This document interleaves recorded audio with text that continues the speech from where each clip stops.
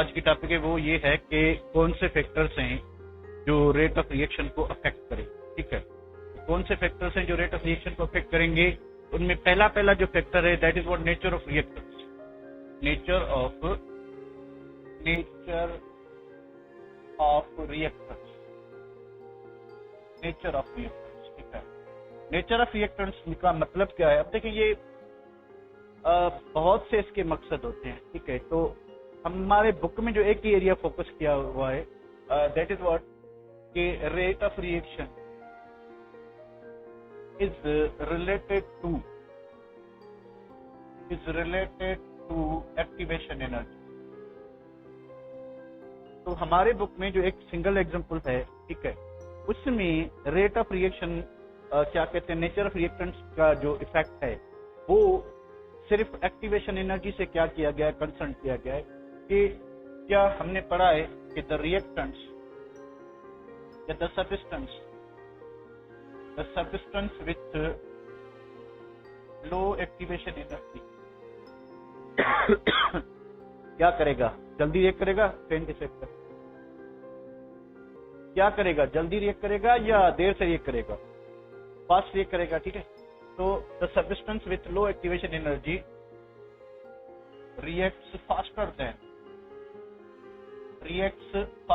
than substance with high kinetic energy with high activation energy। तो ऐसा substance जिसकी activation energy कम होगी वो तेजी से रिएक्ट करेगा एज कंपेयर टू दो सब्सटेंस या दैट सब्सटेंस जिसकी एक्टिवेशन एनर्जी क्या होगी, ज्यादा होगी। इसका एग्जांपल दिया हुआ है बुक में कि भाई कि CO जो है ऑक्सीजन, ठीक है, ये 2CO2 बना रहा है तो ये स्लो होता है, और जो आपका 2NO है प्लस O2 2NO, ठीक है, ये क्या चीज होता है, ये फास्ट होता है। इस तरह से दिया हुआ है। ठीक है, इसका मतलब क्या हुआ कि एक रिएक्शन स्लो है, दूसरा फास्ट है, तो रीजन हम वही देंगे कि एक की लो एक्टिवेशन एनर्जी होगी, दूसरे की हाई होगी। तो जो स्लो है उसकी क्या होगी, हाई एक्टिवेशन एनर्जी होगी, इसलिए ये स्लो है। और जो फास्ट है उसकी क्या होगी, लो एक्टिवेशन एनर्जी होगी। अब हाई लो क्यों है इसको भी आप सिंपली देख सकते हो। देखें, नाइट्रोजन और ऑक्सीजन में क्या होता है कि एक डबल बॉन्ड होता है, ठीक है, और कार्बन मोनोऑक्साइड में क्या होता है कि एक डबल बॉन्ड के बाद एक कोऑर्डिनेट कोवेलेंट बॉन्ड होता है। तो इसमें 3 बॉन्ड ब्रेक करने पड़ेंगे, इसमें 2 बॉन्ड ब्रेक करने पड़ेंगे। ठीक है, तो इसी वजह से इसकी काइनेटिक एनर्जी हाई है, तो थोड़ी ज्यादा एनर्जी चाहिए, थोड़ा ज्यादा टाइम लेगा ये रिएक्ट करने के लिए as compare to this one. ठीक है, ये बात समझ रहे हो बेटा, ये बात समझ रहे हो?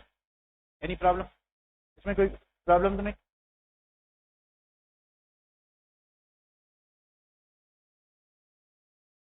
नेक्स्ट ये है कि आपका अगर आपके पास रिएक्टेंट्स जो हैं, अगर गैसेस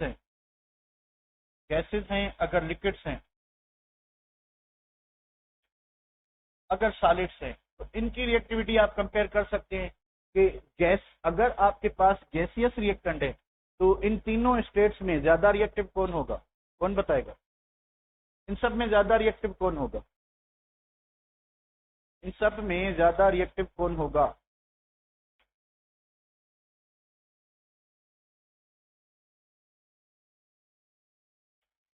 गैसेस ज्यादा होंगे। ठीक है, क्योंकि रिएक्टिविटी हमने ऑलरेडी पढ़ा है कुलियन थ्योरी के हिसाब से रेट ऑफ रिएक्शन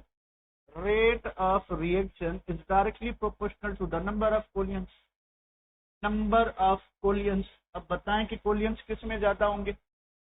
गैसेस में ज्यादा होंगे। ठीक है, रिएक्शन होता ही तब है अकॉर्डिंग टू कोलियन थ्योरी कि जब रिएक्टेंट मॉलिक्यूल्स कोलाइड करेंगे, तो जितना फ्रीक्वेंटली कोलाइड करेंगे उतना आपकी रिएक्टिविटी क्या होगी, ज्यादा होगी। तो अगर मेटल है, ठीक है, मेटल्स का जो रेट ऑफ रिएक्शन है या इनकी जो रिएक्टिविटी है it is directly proportional to क्या होगा, metallic character. Directly proportional to किसके होगा, मेटेलिक कैरेक्टर के। Metallic character is also called what, electropositivity. Metallic character is what, electropositivity, या हम क्या कहेंगे, या हम क्या कहेंगे कि inversely proportional to potential energy, कि जितनी पोटेंशियल एनर्जी कम होगी मेटल इजीली इलेक्ट्रॉन डोनेट करेगा, उतना ज्यादा रिएक्टिव होगा। ये सीक्वेंस समझ रहे हो बेटा, कि जिस मेटल का आयनाइजेशन एनर्जी कम होगी वो ज्यादा रिएक्टिव होगा किससे, दूसरे से, क्योंकि वो जल्दी आयनाइज हो जाएगा। ये ऑर्डर ठीक है बेटा, ये ऑर्डर ठीक है? जल्दी थोड़ा कमेंट करते जाएं। ओके, अच्छा उसके बाद देखिए, अब मेटल्स की इलेक्ट्रोपॉजिटिविटी का ऑर्डर क्या है। तो अगर आप ग्रुप में मूव करते हो, ठीक है, तो भाई मेटेलिक कैरेक्टर जो है, मेटेलिक कैरेक्टर और इलेक्ट्रोपॉजिटिविटी, ठीक है, ग्रुप में जो है क्या होती है, बढ़ती जाएगी, इंक्रीज होती जाएगी। ग्रुप में क्या होगी, इंक्रीज होगी, और पीरियड में क्या होगी, डिक्रीज होगी। पीरियड में क्या होगी, डिक्रीज होगी। ठीक है, तो अगर आपके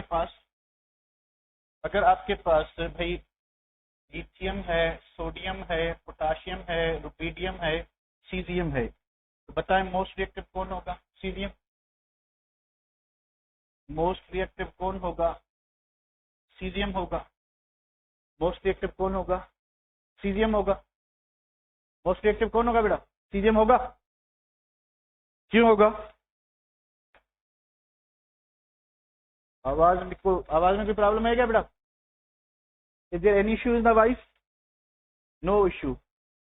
इस बार देख लो, कोई प्रॉब्लम होगा आपके पास।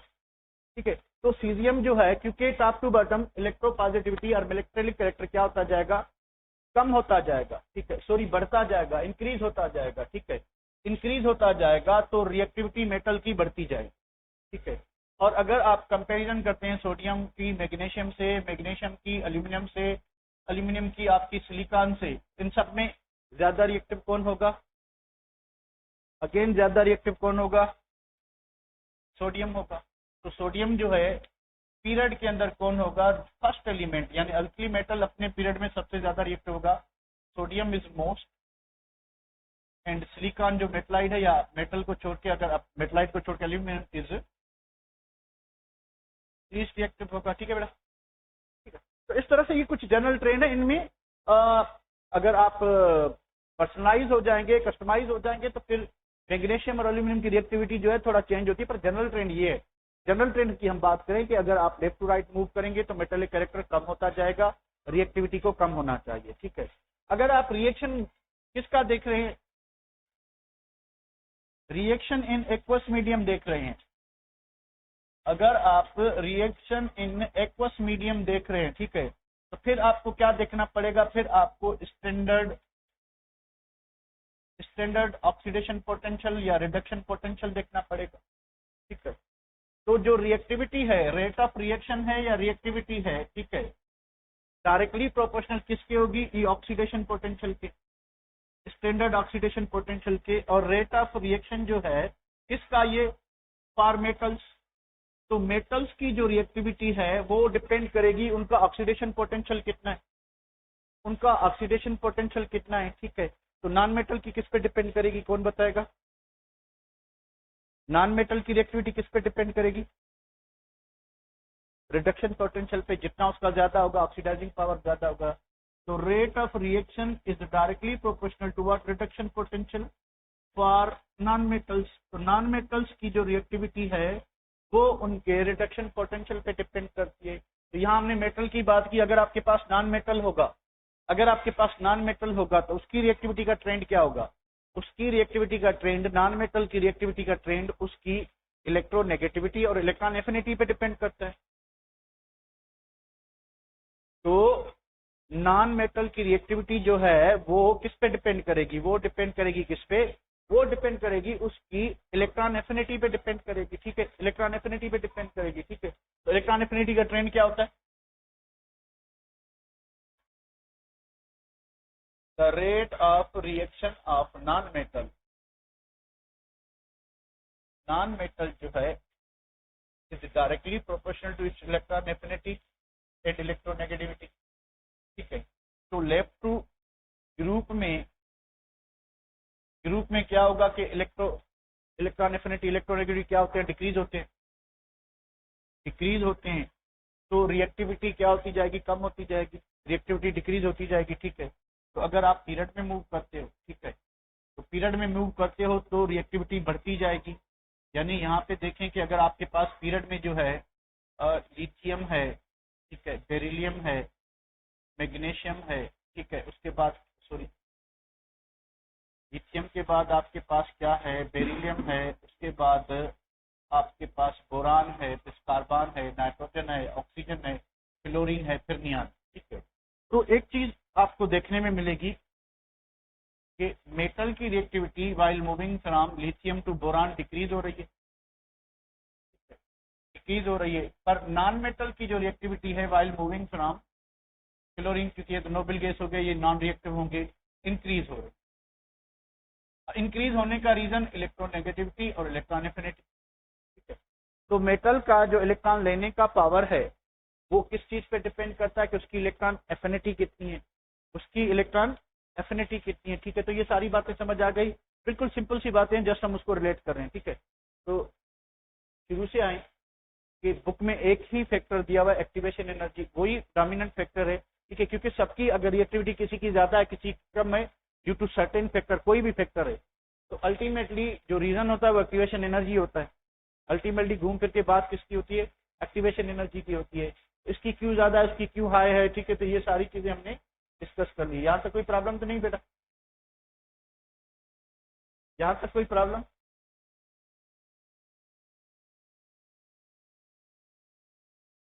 बढ़े आगे, बढ़े, ओके। चलिए नेक्स्ट जो प्रोडक्ट है, नेक्स्ट सॉरी जो फैक्टर है, that is concentration of reactant. Concentration of reactant, तो कंसंट्रेशन क्या रोल होता है, क्या रोल होता है? Number 2 concentration.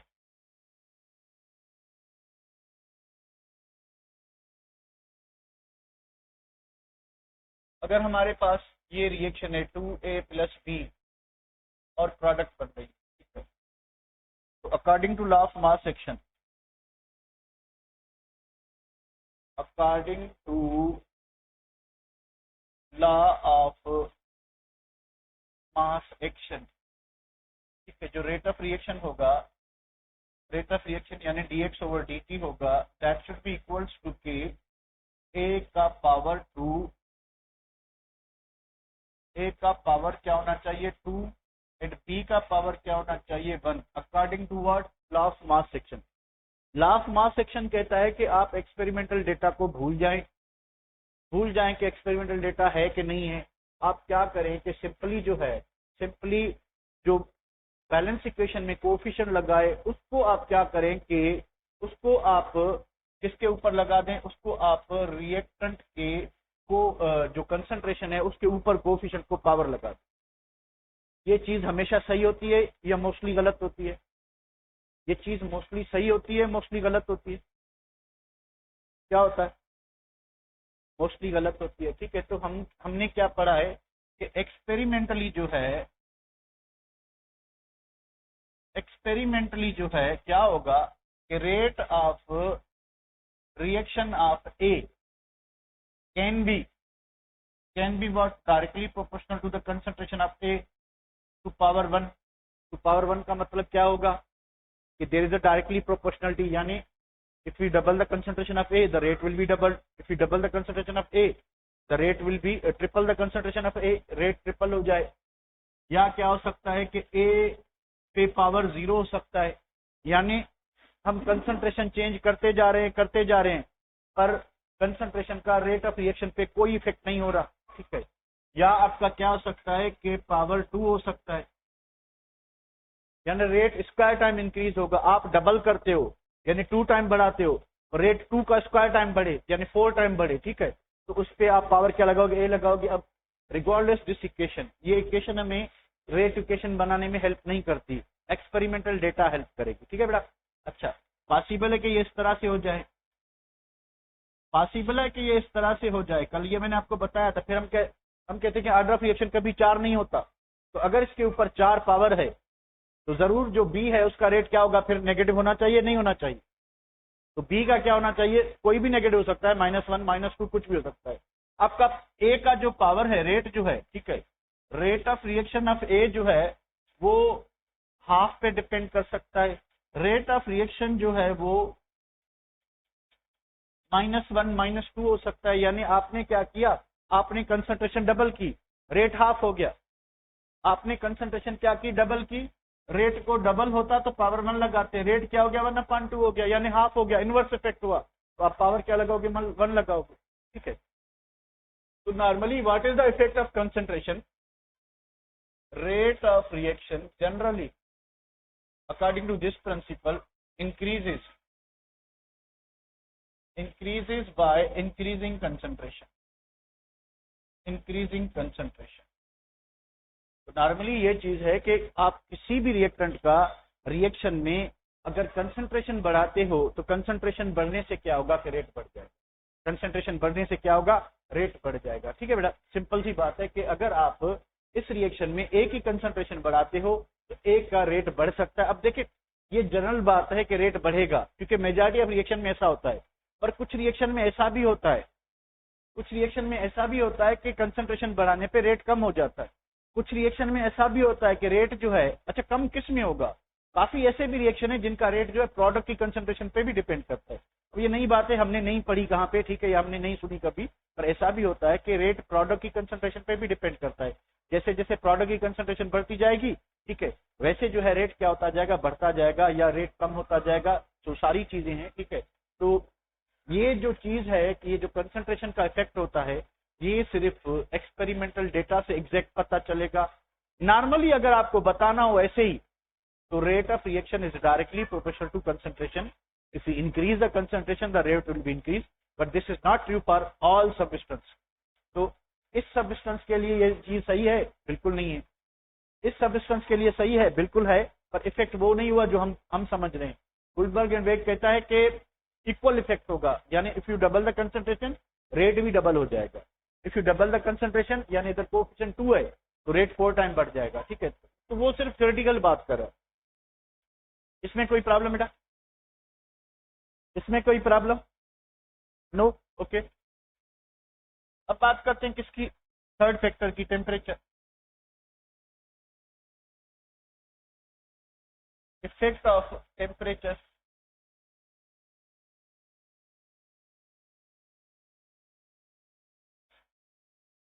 According to rule of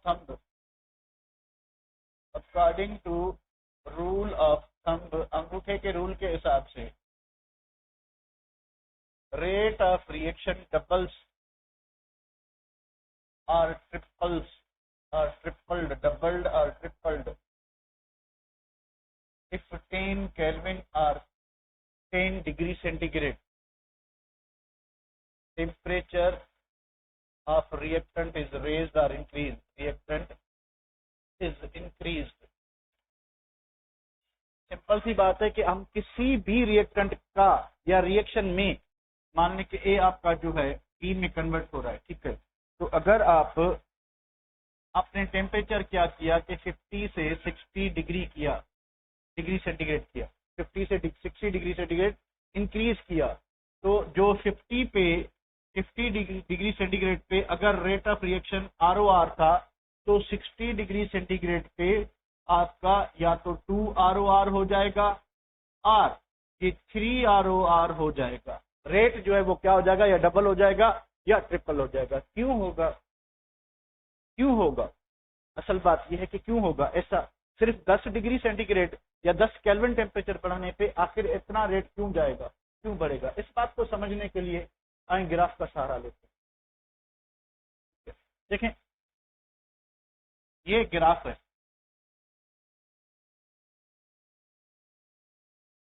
ठीक है, इसमें ये एक टेम्परेचर है, साइड बाय साइड एक और ग्राफ भी हम देखते हैं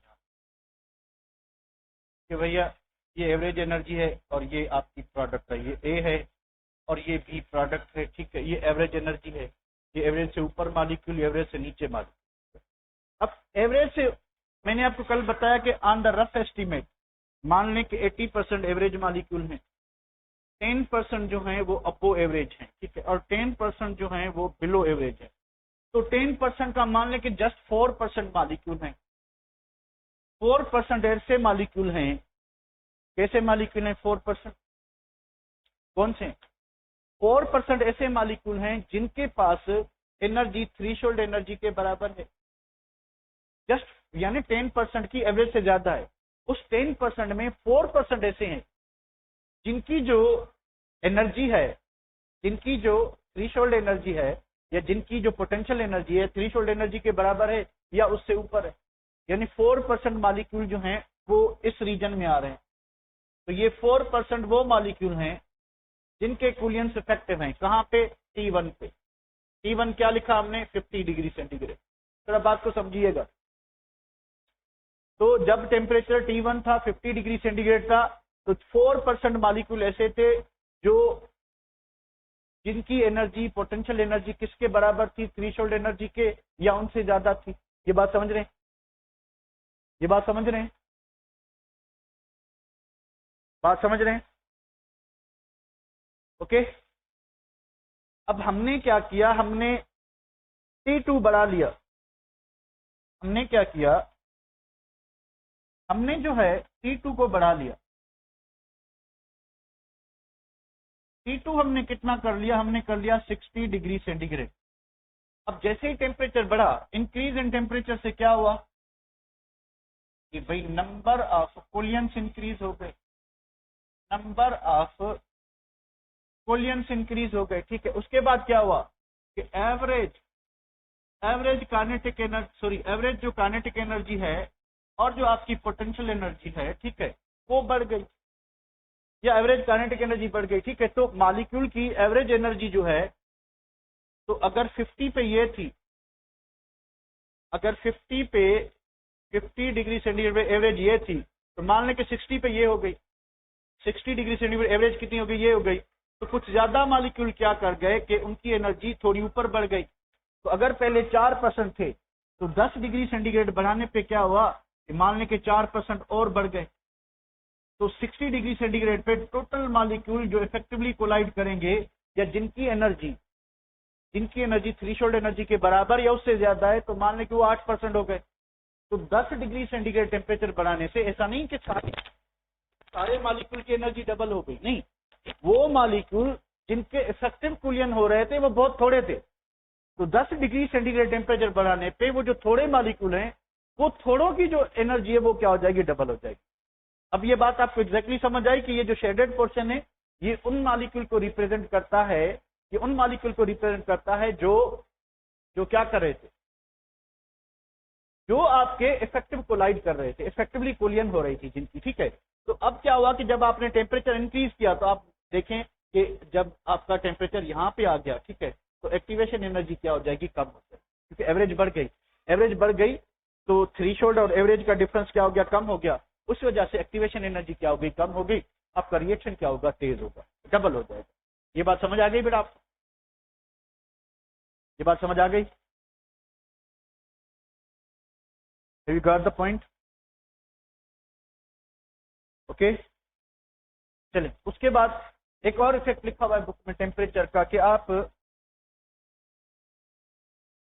rate of spoilage of food को देख ले। अब जो हमने खाना बनाया हुआ है, ठीक है, वो किस रफ्तार से खराब होगा, वो भी टेम्परेचर पे डिपेंड करता है, वो भी टेम्परेचर पे डिपेंड करता है। ठीक है। तो हमारा जो फूड है, ठीक है, अगर हम फूड को स्टोर करते हैं, ठीक है, हम फूड को स्टोर करते हैं कहाँ पे? अगर हम रेफ्रिजरेटर में स्टोर करते हैं, रेफ्रिजरेटर में स्टोर करते हैं नीचे वाले खाने पे, तो नीचे बड़ा खाना आता है, ऊपर बर्फ वाला नीचे, उसका टेम्परेचर जो है 5 डिग्री होता है एवरेज। ठीक है। तो 5 डिग्री सेंटीग्रेड पे अगर हम खाना स्टोर करते हैं, ठीक है, तो आप इसको सेविरल डेज जो है यूज कर सकते हैं। अब सेविरल में इतना नहीं कि 2-4 महीने, 2-4-5-6 दिन तक आप यूज कर सकते हैं। 2-4-5-6 दिन में, हाँ बिल्कुल बिल्कुल, सुगंध इस तरह से होगा। ठीक है। तो 2-4-5-6 दिन तक आप इस खाने को इस्तेमाल कर सकते हो, अगर शर्त ये है कि आपके पास बिजली नहीं जाती। अगर बिजली जाएगी तो ये टेम्परेचर बढ़ जाएगा। टेम्परेचर बढ़ जाएगा तो आप समझ सकते हो, क्या समझ सकते हो? आप समझ सकते हो कि रेट ऑफ स्पॉइलेज जो है वो क्या हो जाएगा? बढ़ जाएगा। अब देखिए, जो ये खाना खराब होता है, ठीक है, इसमें दो एबिलिटीज होती हैं, ठीक है। इस एक प्रॉपर्टी को रेसिडिफिकेशन कहते हैं। बैक्टीरियाज इन्वॉल्व होते हैं। बैक्टीरियाज क्या करेंगे कि खाने को हाइड्रोलाइज करेंगे, तो उसमें क्या बनेगा, फैटी एसिड बनेगा, क्योंकि खाने में जरूर ऑयल यूज किया होगा हमने। ऑयल किसका बना होता है, फैटी एसिड और ग्लाइसरॉल का। तो ये जो आपका जो ऑयल है वो हाइड्रोलाइज होके आपको क्या देगा, फैटी एसिड देगा। उससे खाना जो है खट्टा हो जाएगा। और जो गर्म हवा होती है, ठीक है, उससे क्या होगा कि जो फैटी एसिड है, ठीक है, वो ऑयल यूज किया है तो अनसेचुरेटेड होते हैं। अगर घी यूज किया है फिर भी अनसेचुरेटेड होते हैं, पर मिकदार उनकी थोड़ी होती है। ऑयल और घी का एक ही डिफरेंस है। क्या डिफरेंस है कि ऑयल में अनसेचुरेटेड ट्राइग्लिसराइड ज्यादा होते हैं, फैट में या घी में जो है वो सेचुरेटेड ग्लिसराइड ज्यादा होते हैं, पर होते मिक्सचर में, यानी सेचुरेटेड अनसेचुरेटेड दोनों पाए जाते हैं, ठीक है। तो जहां पे डबल बॉन्ड होगा फैटी एसिड की चेन में, वो क्या हो जाएगा, ऑक्सीडाइज होकर अल्डिहाइड में कन्वर्ट होगा। अल्डिहाइड की बदबू होती है, खराब खराब बू होती है, उससे खाने में क्या होगा, बदबू हो जाएगी। यानी बैक्टीरिया के इन्फ्लुएंस में, वार्म एयर की इन्फ्लुएंस से, हाइड्रोलाइसिस के इन्फ्लुएंस से क्या हुआ कि पहले खाने पे जो डबल बॉन्ड था, ठीक है, वो ऑक्सीडाइज होकर अल्डिहाइड बना, उससे उसमें बदबू हो गई।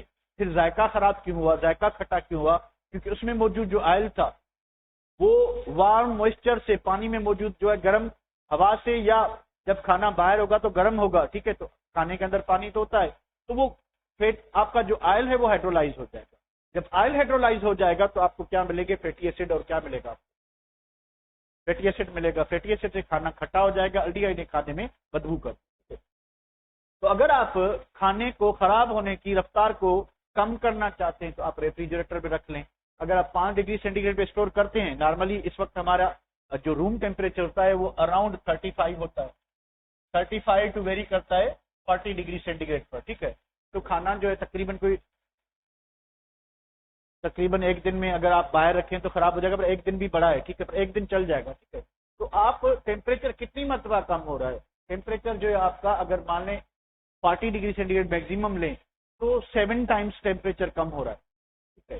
तो 10-10 डिग्री सेंटीग्रेड कम करें तो रेट क्या होता जाएगा, हाफ। यानी दिन जो है आपका, एक दिन 2 दिन में, 2 दिन 3 दिन में, 3 दिन 4 दिन में, इस तरह से आप इसको 4-5 दिन तक यूज कर सकते हो इस खाने को, ठीक है, अगर आप फ्रिज में रखते हो, ठीक है। तो आपने क्या किया कि ऊपर वाले खाने में रख दिया भाई, रेफ्रिजरेटर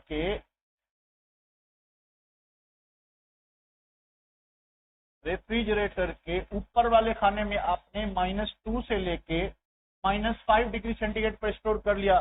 भाई कह रहा है कि आप सेविरल मंथ्स, यानी 2-3 मंथ तक आप इस खाने को, सॉरी सेविरल वीक्स, 2-3 हफ्तों तक आप इस खाने को खा सकते हो, क्योंकि हमने टेम्परेचर अगेन हाफ कर लिया है। तो अगर ये खाना 4-5 दिन चल रहा था, तो 4-5 दिन का अगर रेट हाफ भी हो जाए तो 4-5 दिन 10 दिन में कन्वर्ट हो जाएंगे, तो आपका 1.5 वीक ये खाना चल जाएगा।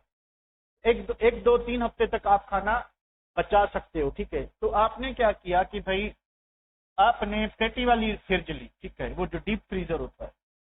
तो अगर आप डीप फ्रीजर में, बिल्कुल जो कूल होता है जिसमें आइसक्रीम स्टोर होती है, ठीक है, उसमें अगर खाना रखते हैं तो वहां पे टेम्परेचर -18 डिग्री सेंटीग्रेड होता है। यानी आपने फिर 5 से लेके 18 डिग्री सेंटीग्रेड पे चले गए, यानी आपने डबल से भी जो रेट ऑफ डिकम्पोजिशन है वो क्या हो जाएगा, कम हो जाएगा। यानी आप, बुक ये कहता है कि आप सेविरल मंथ्स ये खाना खा सकते हो।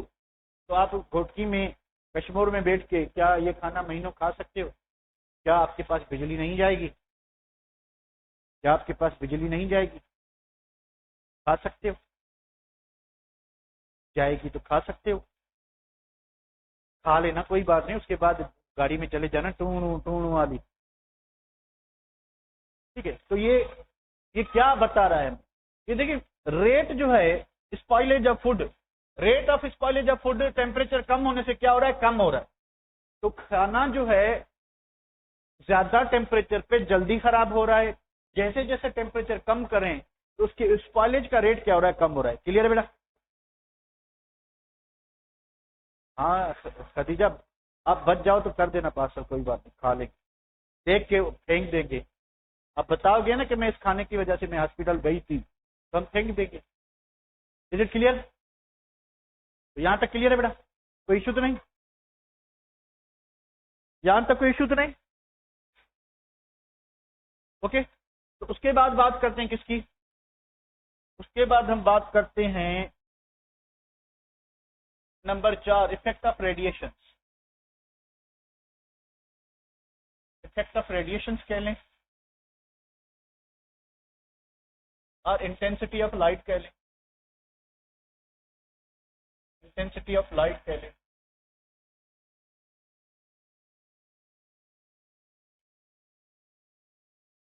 अब अगर आपने थोड़ा ज्यादा पढ़ा हुआ है तो आपको पता होगा कि हाइड्रोजन और क्लोरीन डार्क में नो रिएक्शन, रिएक्शन नहीं होता। पर अगर आप हाइड्रोजन और क्लोरीन पे मोबाइल लाइट जला दें फिर भी पता नहीं रिएक्शन हो कि ना हो, क्योंकि मोबाइल लाइट में सनलाइट जितनी एनर्जी हो कि नहीं होती है। तो जैसे ही आप क्या करोगे, सनलाइट दोगे, एच न्यू लिखा होता है, ठीक है, तो सनलाइट अगर आप दोगे तो सनलाइट की मौजूदगी में HCl बन जाएगा, पर अंधेरे में नहीं बन रहा था। रोशनी में भी कहाँ बनेगा, सनलाइट की मौजूदगी, ठीक है, सनलाइट। सिमिलरली हमने ये भी पढ़ा हुआ है कि क्लोरीनेशन ऑफ मीथेन जो है ये भी अंधेरे में नहीं होता, नो रिएक्शन। पर अगर आप सनलाइट दोगे तो आपको क्लोरोमीथेन और दूसरे डेरिवेटिव्स मिलते रहेंगे। तो ऐसे रिएक्शंस जो अंधेरे में ना हो, ऐसे रिएक्शंस जो अंधेरे में ना हो, उनको करने के लिए हमें लाइट एनर्जी चाहिए। इन रिएक्शंस को कहते हैं photochemical reactions. The reactions which do not occur in dark,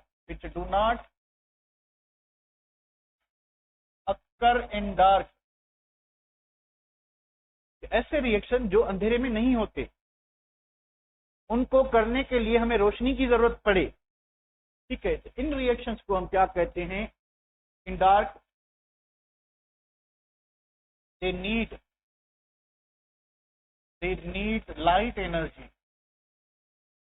light energy to initiate.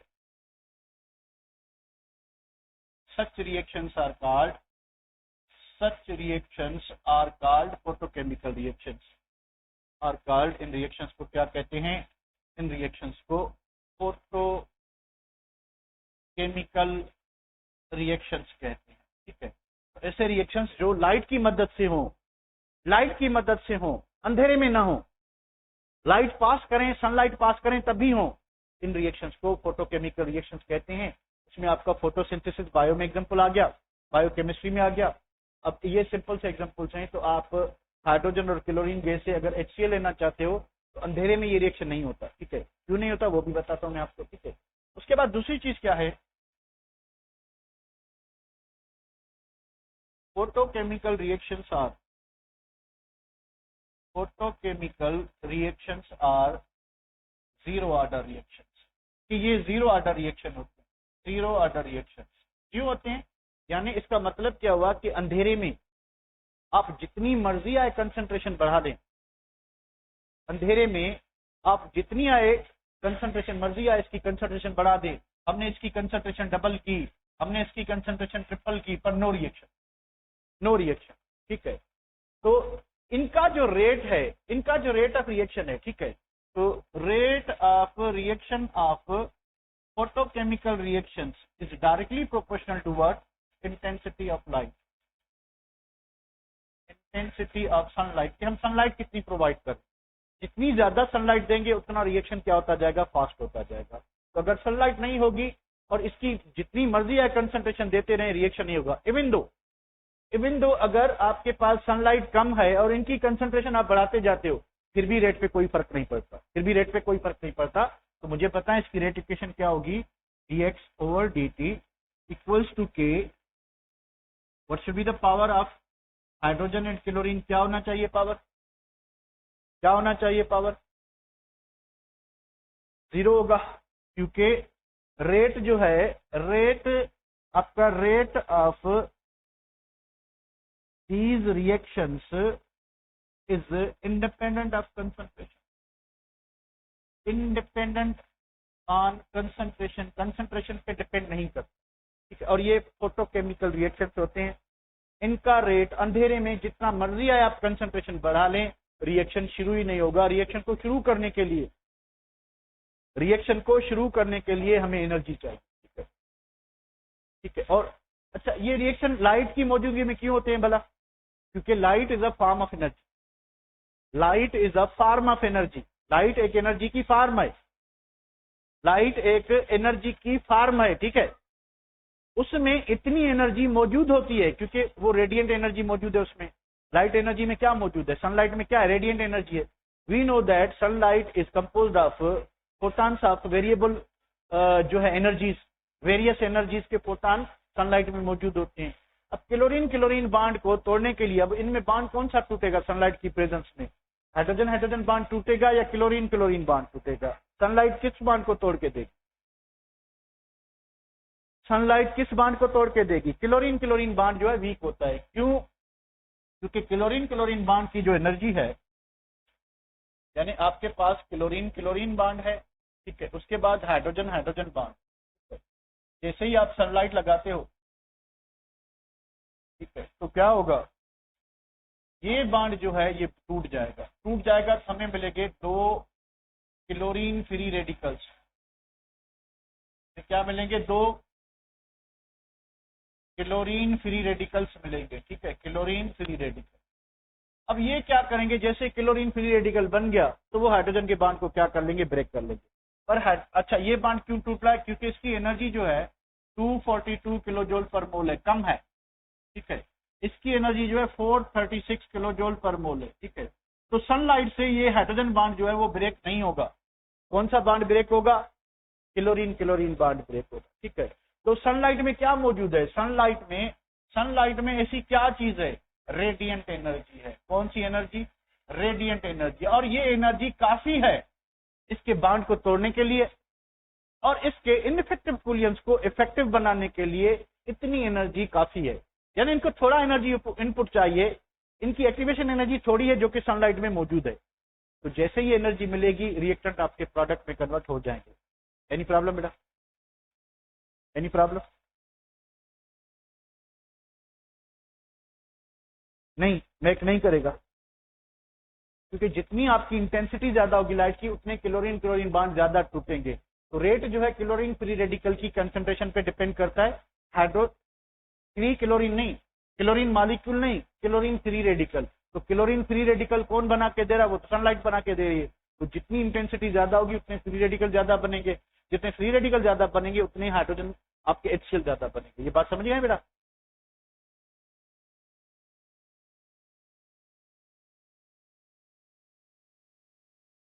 Effect number 5 है इफेक्ट ऑफ सरफेस एरिया।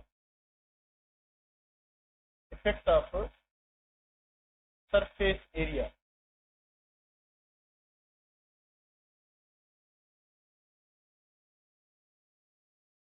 अगर हमारे पास हेट्रोजीनियस रिएक्शन है, इन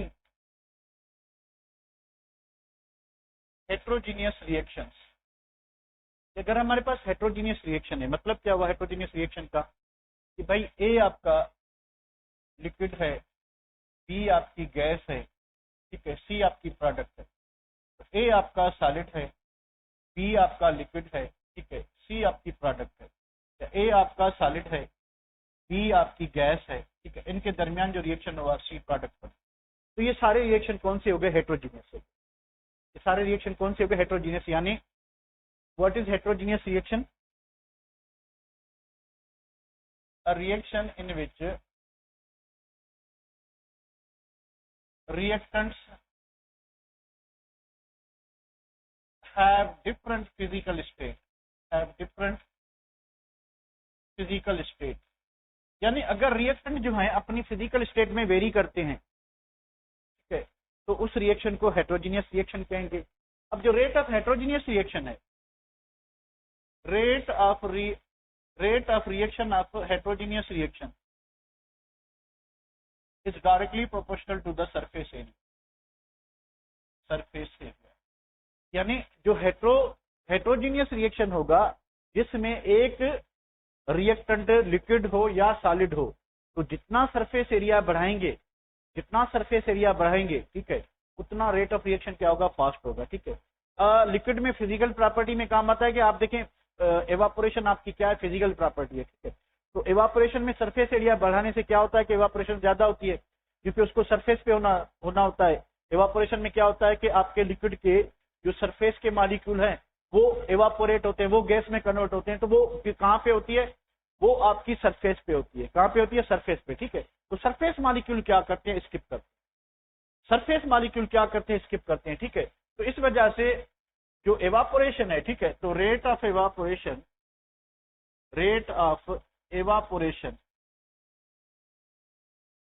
ऑफ लिक्विड की बात करें तो ये एक फिजिकल है, केमिकल प्रोसेस नहीं है, it's directly proportional to surface area.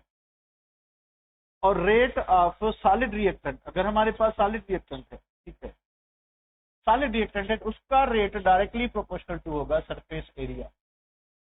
इस चीज को समझने की कोशिश करते हैं कि ऐसा क्यों होता है कि रेट सरफेस एरिया पे क्यों डायरेक्टली प्रोपोर्शनल है।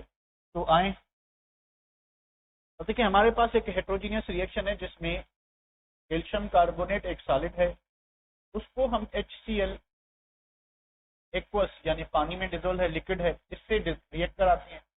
हमें मिलेगा क्या, calcium chloride, carbon dioxide and water.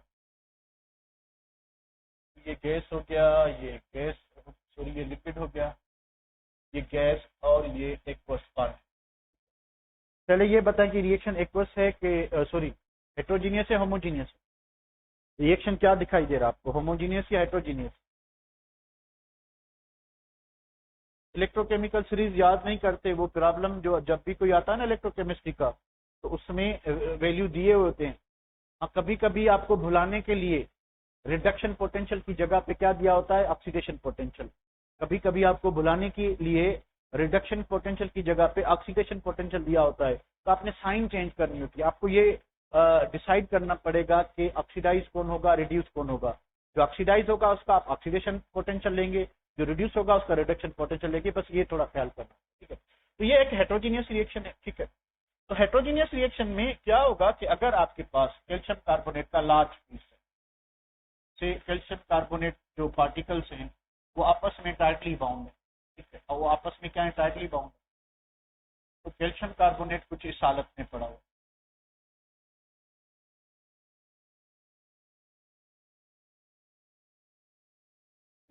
Calcium carbonate इस हालत में पड़ा हुआ है।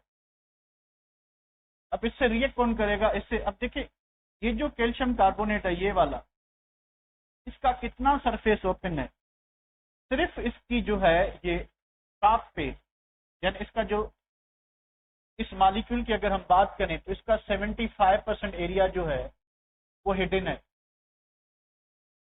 है, या हम अदर वर्ड में क्या कहें कि जो है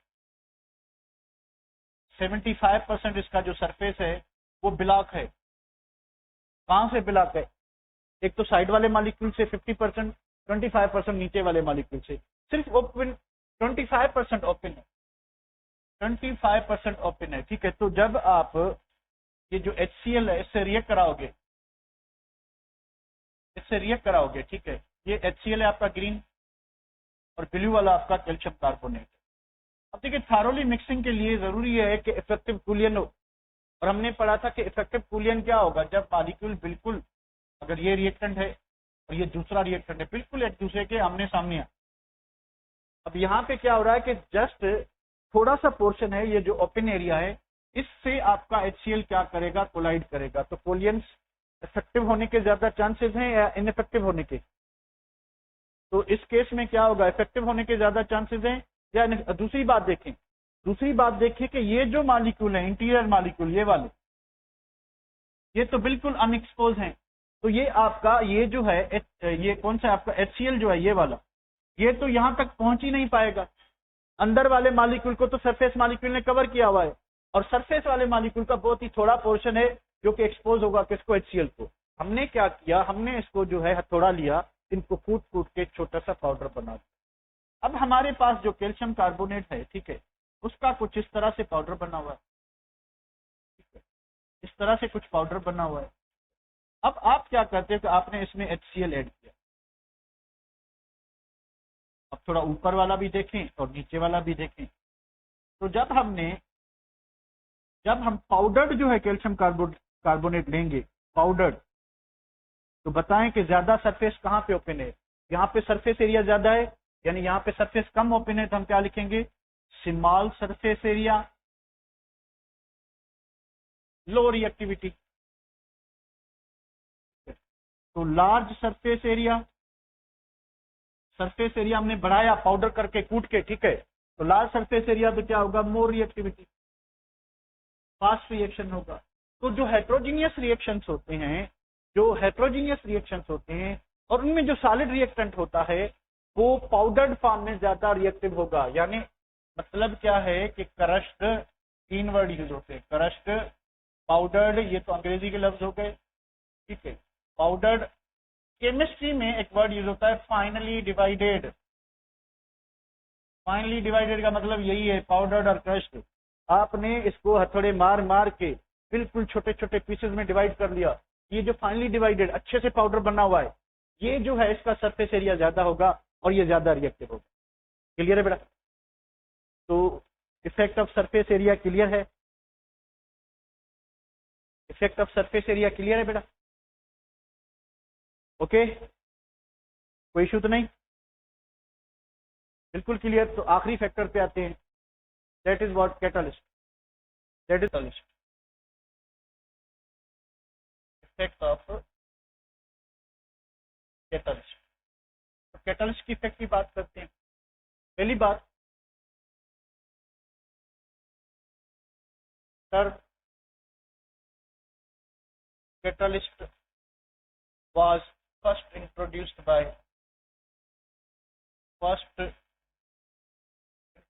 Berzelius। ये वो सब भाई था बेrzelius जिसने वाइटल फोर्स थ्योरी प्रपोज की थी, जिसने सबसे पहले एटॉमिक वेट कैलकुलेट किए थे। इसने पहले ये कैटलिस्ट टर्म जो है वो इंट्रोड्यूस कराई थी। इसका मतलब क्या होता है कि कुछ रिएक्शंस ऐसे हैं जो कि नॉर्मली स्लो होते हैं, जो कि नॉर्मली क्या होते हैं? स्लो होते हैं, पर उनमें अगर कोई फॉरेन सब्सटेंस डाला जाए जिसको हम कैटलिस्ट का नाम दे रहे हैं, तो वो क्या करते हैं? वो रिएक्शन के रेट ऑफ रिएक्शन को, स्पीड ऑफ रिएक्शन को बढ़ाते हैं या कम करते हैं। तो कैटलिस्ट हम सिर्फ रिएक्शन स्पीड बढ़ाने वाले को नहीं कहते, कम करने वाले को भी कहते हैं। तो सिंपल इसकी डेफिनेशन ये होगी कि अ सब्सटेंस विच अल्टर्स, जो चेंज करे, अब बढ़ा भी सकता है कम भी कर सकता है। तो इसकी डेफिनेशन क्या होगी कि अ सब्सटेंस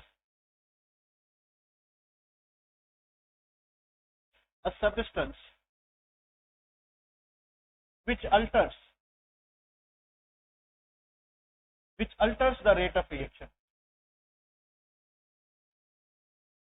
तो ऐसा सब्सटेंस जो रेट ऑफ रिएक्शन को अल्टर करे, चेंज करे, मॉडिफाई करे, ठीक है, जो क्या करे? चेंज करे, और हम अदर वर्ड में कहें तो मॉडिफाई करे। अब चेंज अल्टर का मतलब क्या हुआ? दो बातें हो गई, या इंक्रीज करे, या क्या करे? डिक्रीज करे। तो या इंक्रीज करे या डिक्रीज करे, तो इस सब्सटेंस को हम क्या कहते हैं? कैटलिस्ट कहते हैं। सब्सटेंस को हम क्या कहते हैं? कैटलिस्ट कहते हैं, ठीक है। तो catalyst is a substance which either increase or decrease the rate of reaction, ठीक है, either increase or decrease the rate of reaction without being consumed in the reaction। अब देखिए कैटलिस्ट जो है रिएक्शन में यूज जरूर होता है, ठीक है, लोअर क्लासेस तक हम पढ़ते हैं कि it does not participate in the chemical reaction but it does participate in the reaction.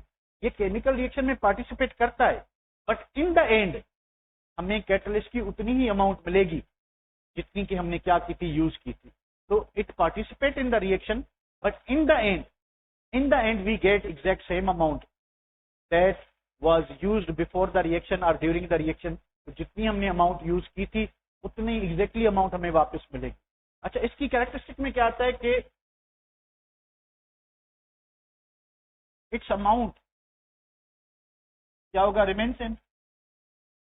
It's amount remain same before and after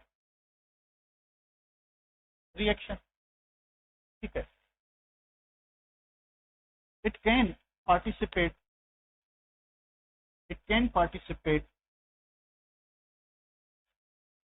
in any elementary reaction, elementary step, तो ये किसी भी एलिमेंट्री स्टेप में भी पार्टिसिपेट करे, मे भी ना करे, कर भी सकता है, नहीं भी कर सकता, ठीक है। उसके बाद क्या चीज है,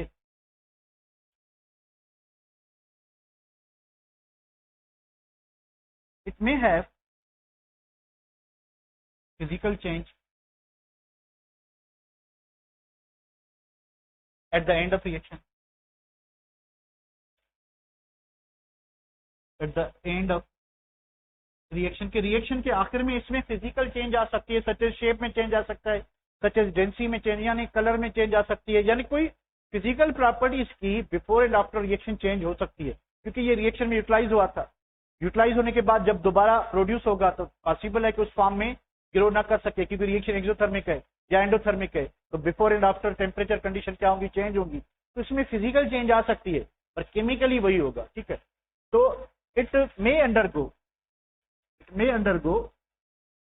physical change at the end of reaction, कि जब हमें रिएक्शन के बाद ये मिलेगा तो ये क्या होगा कि ये जो है आपका, ये क्या होगा, ये आपको इसमें फिजिकल चेंज ऑब्जर्व हो सकती है, फिजिकल चेंज इसमें हो सकती है। इन तीनों कैरेक्टरिस्टिक में कोई प्रॉब्लम बेटा कि पहली बात कि इसकी अमाउंट जो है वो कांस्टेंट रहेगी, सेम रहेगी बिफोर एंड आफ्टर। दूसरी बात कि ये पार्टिसिपेट किसी भी एलिमेंट्री स्टेप में पार्टिसिपेट कर सकता है, ठीक है। तीसरी बात कि it may undergo physical change at the end of the reaction, इसमें कोई प्रॉब्लम तो नहीं। आगे बढ़ते हैं फिर, any problem, no problem, okay. अब क्या चीज है, अब दूसरी चीज ये है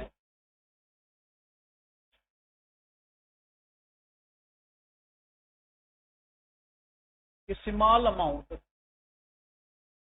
of catalyst is enough for a chemical reaction, for a chemical reaction.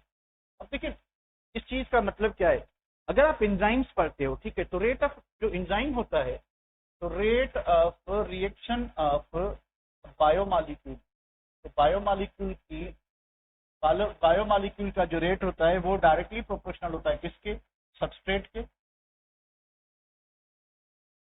और एंजाइम जो है उसके ऊपर उसका 50% इफेक्ट होता है, इसका पावर 1 है। तो अगर आपके पास बायोमॉलिक्यूल है तो रेट दोनों पे डिपेंड करता है, सबस्ट्रेट की मॉलिक्यूल पे भी करता है और एंजाइम पे भी करता है, क्योंकि आपको पता है कि एंजाइम सबस्ट्रेट कॉम्प्लेक्स बनेगा, एंजाइम सबस्ट्रेट क्या बनता है, कॉम्प्लेक्स बनता है। तो अगर आपके पास जितनी एंजाइम ज्यादा होगी तो उतना एक्टिव साइट ज्यादा होगी जहां पे आपका सबस्ट्रेट आके बाउंड होगा, ठीक है। तो एक सेचुरेशन पॉइंट आती है कि अगर आपके पास 100 सबस्ट्रेट हैं और 150 एंजाइम्स हैं, 50 एंजाइम्स हैं, 100 सबस्ट्रेट हैं, तो बताएं EZ कितने बनेंगे, एंजाइम सबस्ट्रेट कॉम्प्लेक्स मैक्सिमम कितने बन सकते हैं, 50 बन सकते हैं, ठीक है, 50 बन सकते हैं। तो इस 50 में क्या होगा कि अगर 10 ने प्रोडक्ट बना ली तो अब 10 जो मॉलिक्यूल यहाँ पे रिएक्टेंट पे हो गए, क्योंकि 50 तो इंगेज हो गए, 50 रिएक्टेंट यहाँ पे -50 ये आपके EZ कॉम्प्लेक्स में चले गए, तो 50 जो है अभी मौजूद हैं, 50 मौजूद हैं, ठीक है। मान लें कि कुछ टाइम के बाद 10 एंजाइम सबस्ट्रेट ने क्या बना लिया, प्रोडक्ट बना ली, ठीक है। तो 10 एंजाइम जैसे ही वेकेंट होंगी तो 10 दूसरे मॉलिक्यूल से रिएक्ट करके क्या बनाएंगे, प्रोडक्ट बनाएंगे। तो यहाँ पे क्या होता है कि जो रेट है बायोकेमिकल रिएक्शन में वो एंजाइम सबस्ट्रेट के साथ साथ एंजाइम की कंसंट्रेशन पे हाफ डिपेंड करता है, यानी 50% रेट जो है वो एंजाइम की कंसंट्रेशन पे डिपेंड करता है, 100% रेट जो है सबस्ट्रेट की कंसंट्रेशन पे। तो अगर आप एंजाइम की कंसंट्रेशन डबल करते हो, तो रेट 50% बढ़ेगा, यानी अगर आप 4 टाइम कंसंट्रेशन इंप्रूव, एंजाइम की कंसंट्रेशन 4 टाइम बढ़ाते हो तो रेट डबल होगा, और अगर सबस्ट्रेट की 4 टाइम बढ़ाते हो तो रेट 4 टाइम इंक्रीज होगा, ठीक है। यानी मान लें कि आपने what will be the effect of rate of reaction of biochemical reaction if enzyme जो है E से 4E हुआ और सबस्ट्रेट जो है सबस्ट्रेट से 8S हुआ, बताएं टोटल रेट ऑफ रिएक्शन कितना होगा, ROR जो होगा, न्यू ROR क्या होगा, A, B, C and D कितना होगा, कौन बताएगा? पहले आप कमेंट करो। तो हाफ इफेक्ट किसका हुआ और इक्वल इफेक्ट किसका हुआ? तो 16 time 8 16, this the correct answer. 24 लिख लें, 32 लिख लें, कुछ भी लिख लें, ठीक है। तो इसका 50 टाइम इफेक्ट होगा, तो आपने 4 टाइम बढ़ाइए तो रेट डबल होगा। डबल तो 2 × 8 क्या होगा? 16। ठीक है बेटा, समझ गए बात? अब ये बात हो गई बायोकेमिकल रिएक्शन की, ठीक है। अब नॉर्मल जो कैटलिस्ट होता है उस कह रहा है कि उसकी स्मॉल अमाउंट इनफ होती है, क्योंकि नॉर्मल रिएक्शन में मोर देन 99% रिएक्शन ऐसे हैं जिसमें कैटलिस्ट की कंसंट्रेशन पे रेट डिपेंड नहीं करता। हाँ, कुछ रिएक्शंस हैं वो हमारी लेवल तक नहीं है, उसको हम रहने देते हैं। ऐसे रिएक्शंस हैं एंजाइम की तरह जिनका नॉर्मल नॉन बायोकेमिकल जो कैटलिस्ट है आपका उसकी कंसंट्रेशन पे भी रेट डिपेंड करता है, पर वो इग्नोर करते हैं उनको, ठीक है। अब थोड़ी अमाउंट चाहिए कैटलिस्ट की, किसके लिए? केमिकल रिएक्शन पे। तो केमिकल रिएक्शन कराने के लिए हमें थोड़ी सी अमाउंट चाहिए, किसकी? कैटलिस्ट की चाहिए, ठीक है। उसके बाद एक और खासियत, a catalyst is specific in its action, बिल्कुल एंजाइम की तरह in its action। कि एक अगर मॉलिक्यूल के लिए जो कैटलिस्ट यूज हो रहा है तो जरूरी नहीं कि दूसरे के लिए भी वही हो। फॉर एग्जांपल, अगर आप इथीन है, ठीक है, इसकी हाइड्रोजनेशन करते हो तो आप 3 कैटलिस्ट यूज कर सकते हो। क्या? पैलेडियम, प्लैटिनियम और निकल यूज कर सकते हो, ठीक है। हीट देके आप ये चीज बना सकते हो, ठीक है। अटेंड करके रख। तो आप इसकी हाइड्रोजनेशन रिएक्शन में क्या कर सकते हो कि ये कैटलिस्ट, इनमें से कोई भी कैटलिस्ट यूज कर सकते हो, इनमें से कोई भी कैटलिस्ट यूज कर सकते हो, ठीक है। पर अगर आपने क्या बनाना है यहाँ पे, अगर आप जो है अमोनिया बना रहे हो, ठीक है, अगर आप N2 + 3H2 ये बना रहे हो, ठीक है, तो यहाँ पे आप प्लैटिनियम एंड पैलेडियम ये तो यूज नहीं कर सकते, सॉरी निकिल और पैलेडियम आप यूज नहीं कर सकते, आप प्लैटिनियम में भी यूज कर सकते हो, ठीक है। तो ये जो कैटलिस्ट होते हैं बिल्कुल एंजाइम की तरह स्पेसिफिक इन एक्शन होते हैं कि हर कैटलिस्ट हर रिएक्शन को कैटलाइज नहीं कर सकता। हर कैटलिस्ट हर रिएक्टेंट को कैटलाइज नहीं कर सकता। कुछ पर्टिकुलर जो है वो रिएक्टेंट मॉलिक्यूल्स होते हैं जिन पे वो एज अ कैटलिस्ट काम करता है। ये बात समझ रहे हैं कि एंजाइम की तरह कैटलिस्ट भी स्पेसिफिक इन देयर एक्शन होते हैं। इनका भी जो एक्शन है वो पर्टिकुलर किसी न किसी जो है सबस्ट्रेट पे या किसी न किसी जो है आपके रिएक्टेंट मॉलिक्यूल पे काम करता है। इज इट क्लियर बेटा? Is it clear? ओके। अब आखिरी बात और काम की बात, a catalyst can not initiate a reaction which is thermodynamically not possible। देखिए दो चीजें हैं, एक होती है फिजिबिलिटी ऑफ रिएक्शन, दूसरा होता है rate of reaction. Rate of reaction को काइनेटिक्स कवर करता है, तो कैटलिस्ट काइनेटिक्स पे तो काम करेगा, यानी अगर रिएक्शन हो रहा है थर्मोडायनेमिकली फिजिबल है, पॉसिबल है, रिएक्टेंट प्रोडक्ट में विदाउट कैटलिस्ट कन्वर्ट हो सकते हैं, तो उस रिएक्शन की स्पीड को काइनेटिक्स को इंप्रूव करने में कैटलिस्ट हेल्प करता है। पर अगर एक रिएक्शन है जो हो ही नहीं रहा, यानी नॉर्मली नहीं हो रहा, ठीक है, तो कैटलिस्ट उस रिएक्शन को इनिशिएट नहीं कर सकता। कैटलिस्ट रिएक्शन की काइनेटिक्स को मॉडिफाई कर सकता है। कैटलिस्ट जो है रिएक्शन की स्पॉन्टेनिटी और नॉन स्पॉन्टेनिटी को चेंज नहीं कर सकता। तो ऐसा रिएक्शन जो थर्मोडायनामिकली पॉसिबल नहीं है, तो कैटलिस्ट उस रिएक्शन को इनिशिएट नहीं कर सकता। हाँ, अगर रिएक्शन खुद स्पॉन्टेनियस है, हो रहा है, या नॉन स्पॉन्टेनियस है, हमने एनर्जी दी, हो रहा है, होने के बाद अगर आप कैटलिस्ट यूज करोगे तो वो क्या करेगा, उसकी काइनेटिक्स को चेंज करेगा, उसकी एक्टिवेशन एनर्जी को चेंज करेगा, उसके रेट को चेंज कर सकता है, काइनेटिक्स को कंट्रोल कर सकता है, पर रिएक्शन की जो स्पॉन्टेनिटी है या नॉन स्पॉन्टेनिटी है उसको कंट्रोल नहीं कर सकता। क्या ये पॉइंट आपको समझ आ रही है बेटा? कोई बताएगा जिसको समझ आई हो? है कोई? आ गई? सबको समझ आ गई? ठीक है, चलिए उसके बाद क्या चीज है? ठीक है, अब क्या चीज है कि भाई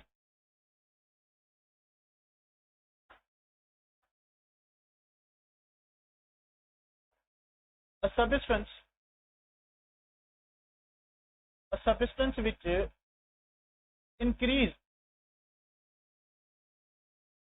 catalytical power of a catalyst, catalytical power of a catalyst is called a promoter, is called a promoter. भाई प्रोमोटर क्या है कि promoter is not a catalyst, ये कैटलिस्ट नहीं है, it is not a catalyst.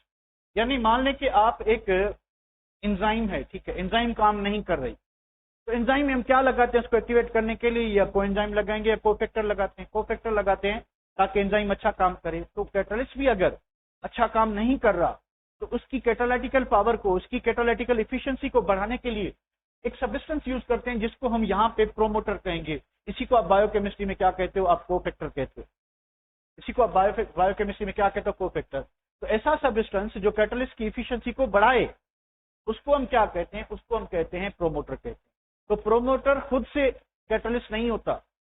अगर आप ये कहें कि भाई हम जो है ए जो है वो जेड में कन्वर्ट हो रहा है, ठीक है, if C is the catalyst, ठीक है, and P is the promoter, तो आप कहते हैं कि हम रिएक्शन को खाली क्या कर लें कि खाली प्रोमोटर यूज कर लें, ठीक है, तो क्या जेड बनेगा? नहीं, नहीं बनेगा। या जेड पे कोई इफेक्ट होगा? इसके रेट पे होगा? तो इसके रेट ऑफ रिएक्शन पे no effect, no effect with alone promoter, कि खाली प्रोमोटर से कोई इफेक्ट नहीं होगा, क्योंकि प्रोमोटर का काम रिएक्शन की रफ्तार को बढ़ाना नहीं है। प्रोमोटर का काम रिएक्शन की रफ्तार को बढ़ाना नहीं, प्रोमोटर का काम है कैटलिस्ट के पावर को बढ़ाना। तो promoter is a catalyst, promoter is a catalyst for catalyst. तो ये प्रोमोटर क्या करता है कि कैटलिस्ट की रफ्तार को, एफिशिएंसी को बढ़ाता है। कैटलिस्ट की रफ्तार नहीं, सॉरी, इसकी कैटालिटिकल पावर को बढ़ाता है, ठीक है। It has nothing to do with direct with the rate of reaction, कि ये रेट ऑफ रिएक्शन को डायरेक्ट इन्फ्लुएंस नहीं करता।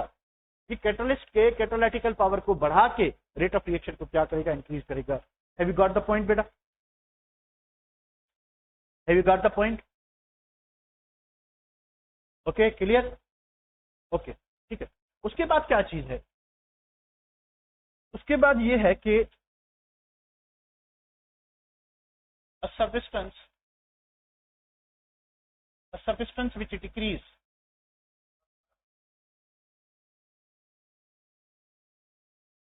decrease or even destroys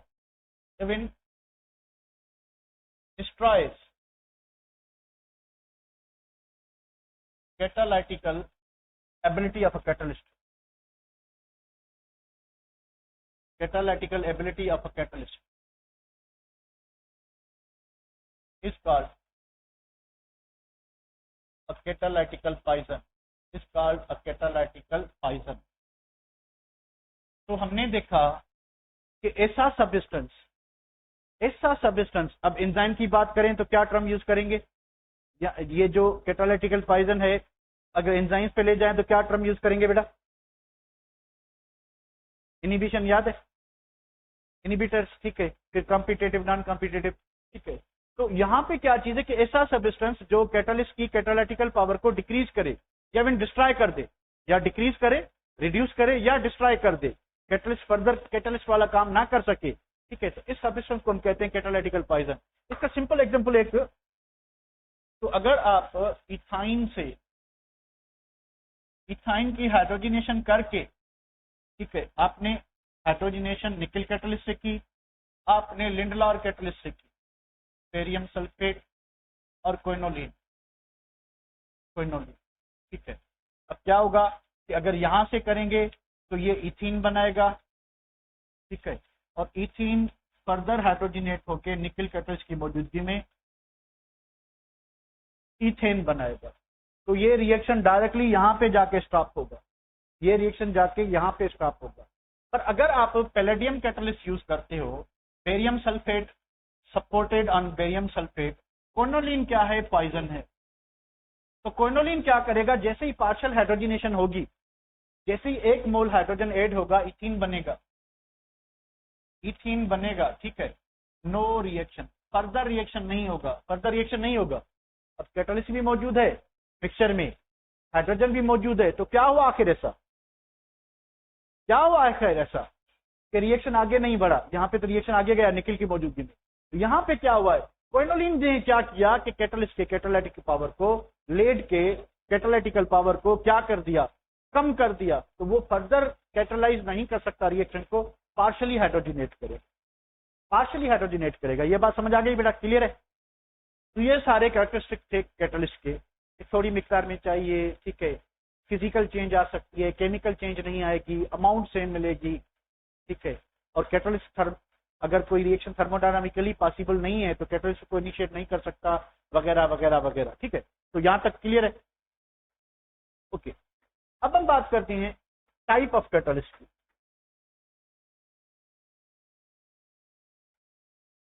type of catalyst, तो टाइप ऑफ कैटलिस्ट की बात करें तो पहला नंबर जो होता है वो होता है पॉजिटिव कैटलिस्ट, पॉजिटिव कैटलिस्ट। फिर आता है नेगेटिव कैटलिस्ट, नेगेटिव कैटलिस्ट। फिर आता है auto catalyst. In the last आता है आपका बायो कैटलिस्ट, जिसको आप एंजाइम कहते हैं, बायो कैटलिस्ट, ठीक है। इन सबको अगर दूसरी क्लासिफिकेशन दें तो ये होमोजीनियस कैटलिस्ट होते हैं, हाँ रखिए, ये होमोजीनियस कैटलिस्ट होते हैं, ठीक। ये हेट्रोजीनियस भी हो सकते हैं, हेट्रोजीनियस भी हो सकते हैं। देखना कैसे है कि होमोजीनियस या हेट्रोजीनियस है, ये हम अंदाजा लगाएंगे किस चीज से, कि reactant and catalyst are in same physical state, physical state, कि अगर रिएक्टेंट भी गैस है, कैटलिस्ट भी गैस है, तो होमोजीनियस होगा। रिएक्टेंट क्या है आपका, मान लें कि ये चीज है आपके पास भाई, है कांटेक्ट प्रोसेस में ये होता है V2O5, V2O5 सॉलिड है, ये गैस, ये गैस के बाद सल्फर ट्राइऑक्साइड भी गैस। तो ये होमोजीनियस कैटलिस्ट हुआ या हेट्रोजीनियस हुआ, होमोजीनियस हुआ कि हेट्रोजीनियस हुआ, होमोजीनियस हुआ कि हेट्रोजीनियस हुआ, गैस और सॉलिड होमो कैसे हुआ, बेवकूफो, आपके रिएक्टेंट गैस है, प्रोडक्ट सॉलिड है, तो होमो कैसे हुआ, हेट्रोजीनियस। तो हेट्रोजीनियस में क्या होगा कि रिएक्टेंट और कैटलिस्ट की फिजिकल स्टेट क्या होगी, चेंज होगी। रिएक्टेंट और कैटलिस्ट की फिजिकल स्टेट क्या होगी,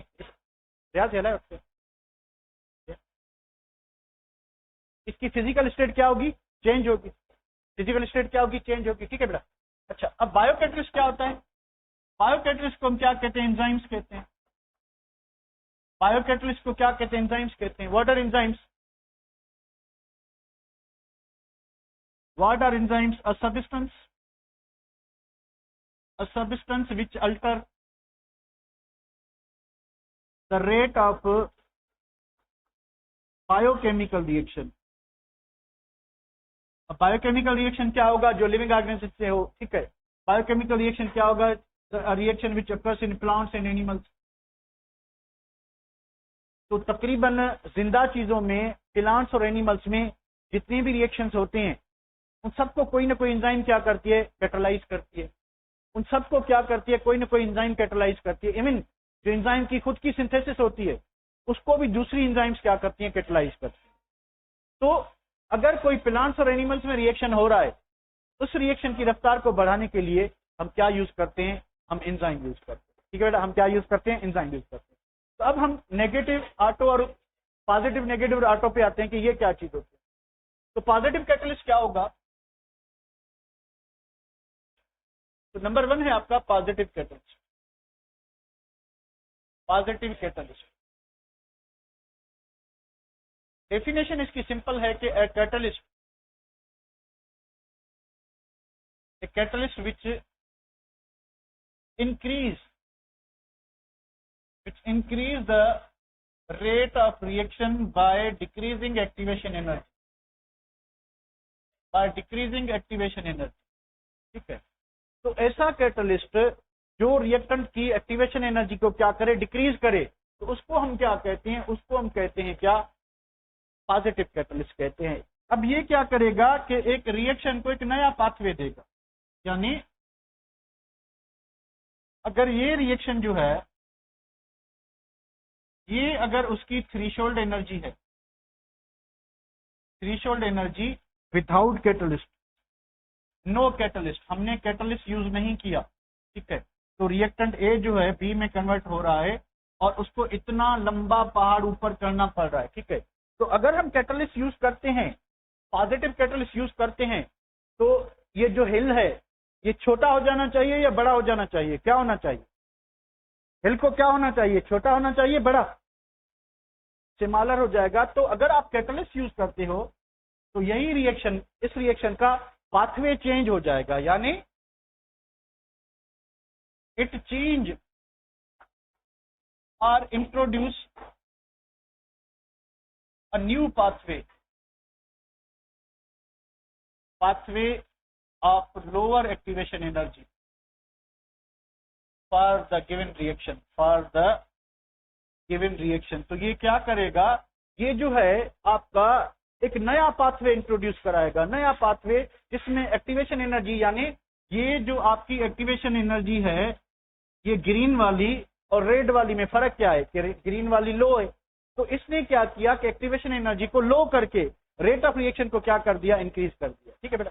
ये बात समझ आ गई आपको, पॉजिटिव कैटलिस्ट किस तरह से रेट ऑफ रिएक्शन को इंक्रीज करता है, आ गई।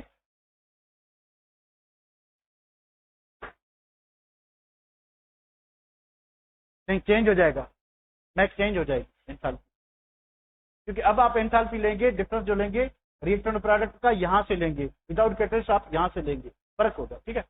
उसके बाद क्या होता है, दूसरी चीज है negative catalyst. Now what is negative catalyst? Negative catalyst, ठीक है। तो ये क्या करता है, डेफिनेशन क्या है कि कैटलिस्ट विच डिक्रीज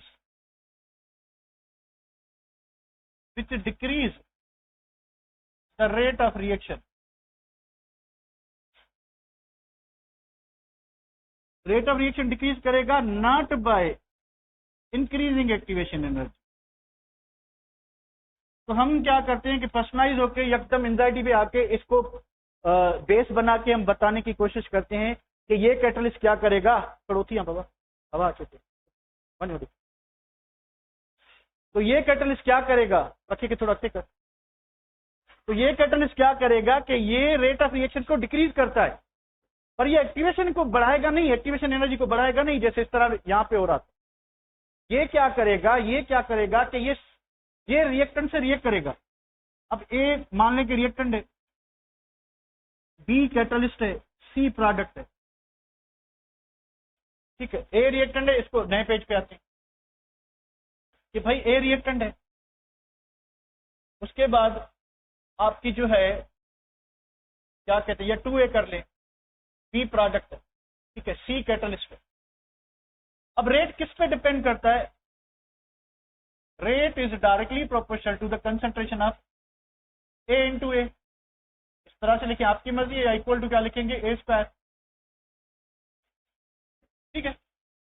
रेट किस पे डिपेंड करता है, रेट जो है ए की कंसंट्रेशन पे डिपेंड कर रहा है, ए इंटू ए डिपेंड कर रहा है, ठीक है। अब क्या हुआ कि ये क्या करेगा कैटलिस्ट, ठीक है, अब A into C is equal to क्या बन गया, सी ए, ये एक साइड प्रोडक्ट बन गई, क्या बन गया, एक साइड प्रोडक्ट बन गया। तो इस साइड प्रोडक्ट में बताएं कि ए की कंसंट्रेशन जो कि किस में कन्वर्ट होनी थी, सी में, तो कुछ मॉलिक्यूल किस में चले गए, साइड प्रोडक्ट में। तो ए की कंसंट्रेशन साइड प्रोडक्ट बनाते हुए सी के साथ जुड़ गई, कैटलिस्ट के साथ जुड़ गई और साइड प्रोडक्ट बनी। तो जो सी बन रहा था उसकी रफ्तार, क्योंकि एक ही कंसंट्रेशन कुछ इसमें यूटिलाइज हो गई, तो C बनने की रफ्तार नेगेटिव कैटलिस्ट के साथ इंक्रीज हो जाएगी या डिक्रीज हो जाएगी? इंक्रीज हो जाएगी कि डिक्रीज हो जाएगी? डिक्रीज हो जाएगी।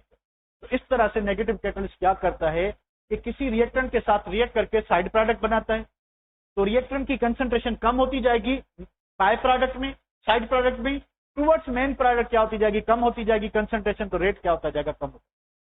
क्लियर है बेटा? आखिरी कैटलिस्ट रह गया आपका ऑटो कैटलिस्ट। क्या होता है? Number 3, auto catalyst, a reaction in which one of the product, अब एक एग्जांपल देंगे, अगर एक एग्जांपल देखें हम तो ये हाइड्रोजन पेरोक्साइड, इसमें अगर आप मैंगनीज डाइऑक्साइड यूज करते हो तो ये पॉजिटिव कैटलिस्ट है, अगर आप इसमें ग्लिसरीन यूज करते हो तो ये नेगेटिव कैटलिस्ट है, ठीक है। और बनेगा क्या? Water plus oxygen.